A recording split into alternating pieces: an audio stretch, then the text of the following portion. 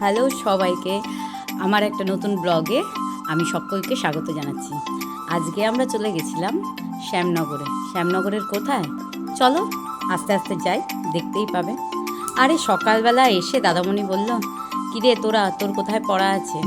তোরা বলল আমার সিদ্ধার্থ স্যারের কাছে পড়া আছে, আর সবথেকে ইম্পর্টেন্ট পড়ার পরে আমার বন্ধুর বাড়িতে নিমন্ত্রণ আছে লোকনাথ বাবার পুজো। থাক, আজকে যেতে হবে না।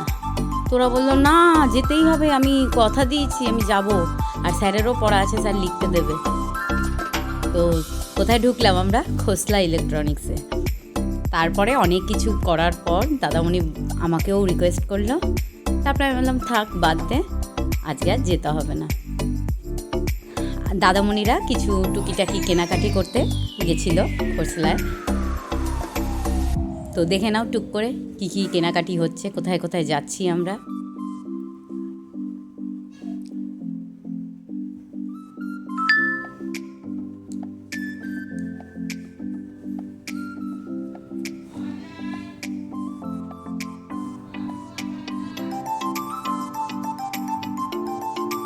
ফ্রিজগুলো কি সুন্দর দেখতে, তাই না বলো? আমাদেরও একটা ফ্রিজ কিনতে হবে, কারণ ভাই যে প্রফেশনে আছে সেই প্রফেশনে আমাদের একটা ফ্রিজের খুবই দরকার। রাত বিরেত করে এত খাবার দাবার নিয়ে আসে, তখন আর রাখার জায়গা হয় না। যদিও বা আমাদের দুটো ফ্রিজ আছে, তবুও একটা বড় ফ্রিজ কিনতে হবে। মানে এরকম ডবল ডোর বা ছোট কিনলে হবে না, একটু বড় সাইজের ফ্রিজ কিনতে হবে।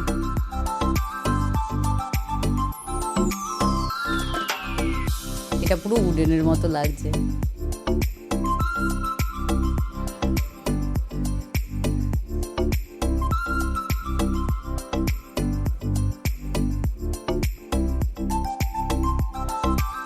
আচ্ছা, ওটা আমার কিন্তু দীপ ভাই সবুজ জামা পরে আছে, দীপ ভাই, এটা দাদামণি। আর ওটা হচ্ছে মামবুড়ি। মামবুড়ি হচ্ছে দীপ ভাইয়ের দিদির মেয়ে। আর আরেকটা আছে ছেলেটা, বড় ছেলে যেটা, সেটা হচ্ছে আমার দীপ ভাইয়ের বড় এই মেজো দিদির ছেলে। আর তোজো, তোরা, আমি।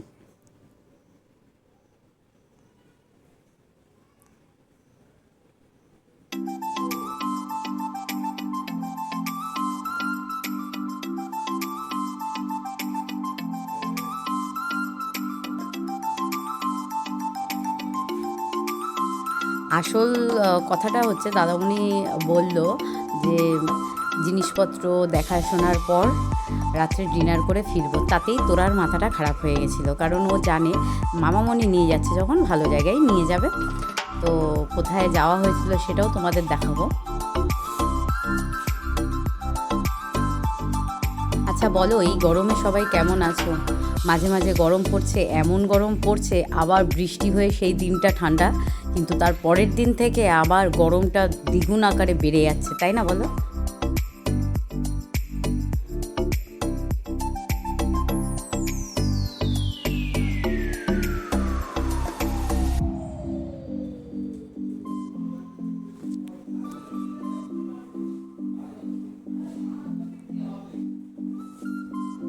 তারপর তোমরা এই গরমে কে কোথায় ঘুরতে গেছো আমাকে জানিও। আমাদের কিন্তু কোথাও ঘুরতে যাওয়া হয়নি, কথা চলছিল বাট হয়নি। এর আগে তো কাতার আমরা গেছি, আমি আর তোরা গেছি, কিন্তু অদিতির তো যাওয়া হয়নি। অদিতিও বলছিল একটা কোথাও ঘুরতে গেলে ভালো হয়, কিন্তু পুচকুটা এত ছোট যে ওকে নিয়ে ট্যাকেল করাটা খুব মুশকিল। দেখা যাক, ভাই বলছিল। এবার কবে যাওয়া হবে, কোথায় যাওয়া হবে সেসব সাসপেন্স। এইবার টুক করে আমরা চলে গেলাম ব্যারাকপুরে। ব্যারাকপুরে গেছি মানেই কোথায় যেতে পারি এটা তোমরা আশা করতে পারো, হয় দাদা বৌদি, নাহলে আর্সেনাল।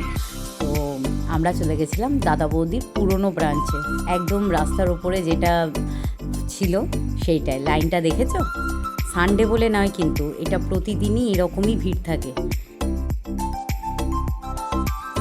ওই যে তো মামবুড়ি আর বাবুসোনা দাঁড়িয়ে রয়েছে, লাইনটা খালি দেখো।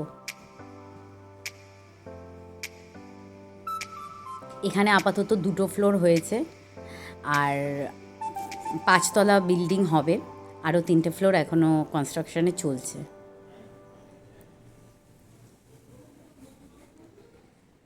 প্রচুর জিনিসপত্র দেখে এরা গরমে গিয়ে একদম নাজেহাল হয়ে গেছে। অতক্ষণ এসিতে থাকার পর রাস্তার গরম, আর যা গরম ছিল কালকে, সত্যি মাথা খারাপ।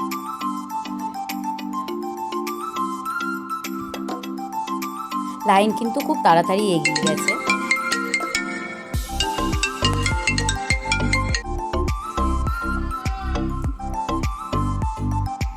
এই যে আমরা উঠে গেছি আস্তে আস্তে। আমরা ফার্স্ট ফ্লোরেই ছিলাম। ভিড়টা দেখো জাস্ট। কে বলবে মানুষ খায় না? মানুষ তো খাবার প্রিয়ই মানুষ, তাই না? তো দেখে নাও এই গরমেও কত মানুষ আর আগুন জ্বলা বিরিয়ানি খাচ্ছে। মানে এত গরম লাগছিল ভেতরে, মানে এসি কোনো কাজই করছিল না, কারণ ধোয়া ওঠা বিরিয়ানিগুলো সার্ভ করছিল ওরা। আর কিন্তু ওরা বেশি টাইম নেয়নি, 5 মিনিটের মধ্যেই খাবার সার্ভ হয়ে গেছিলো ওখানে।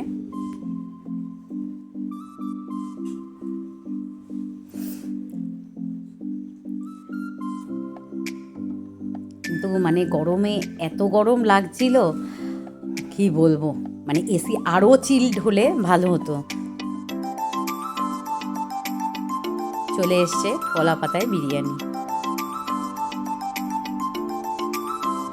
আর সঙ্গে ছিল মেটে চচ্চড়ি, যেটা স্পেশালিটি দাদা বৌদি।